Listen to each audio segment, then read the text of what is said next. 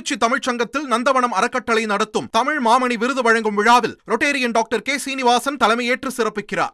திமுகவுடன் நாளை மதிமுக தொகுதி பங்கீடு பேச்சுவார்த்தை நடத்துகிறது. முக்கிய செய்தியாக பார்த்து வருகிறோம்.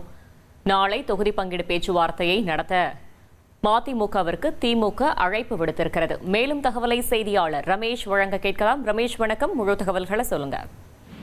திமுக அதிமுக இடையே நாளை தொகுதி பங்கீடு குறித்த பேச்சுவார்த்தை நடைபெற இருக்கிறது. திமுக கூட்டணியில் இருக்கக்கூடிய மதிமுக கடந்த முறை 6 இடங்கள்ல போட்டிட்டு இருந்தாங்க. 6 இடங்களையுமே உதயசூரியன் சின்னத்துல மதிமுக போட்டிட்டு இருந்தாங்க.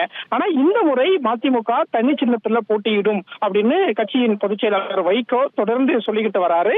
இந்த நிலையில நாளைய தினம் திமுக மதிமுக இடையே தொகுதி பங்கீடு பேச்சுவார்த்தை நடைபெறும் போது மதிமுகவினுடைய எதிர்பார்ப்பு என்ன, திமுக இத்தனை தொகுதிகளை ஒதுக்க போகிறது என்பதெல்லாம் தெரிய வரும். ஆனா மதிமுகவை பொறுத்த வரைக்கும் கூடுதல் தொகுதி வேணும், தனி சின்னத்துலதான் நிற்போம் அப்படிங்கறதுல உறுதியா இருக்கிறாங்க.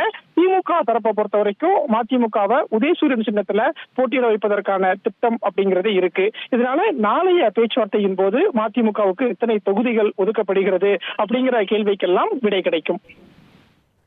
தகவல்களுக்கு நன்றி ரமேஷ்.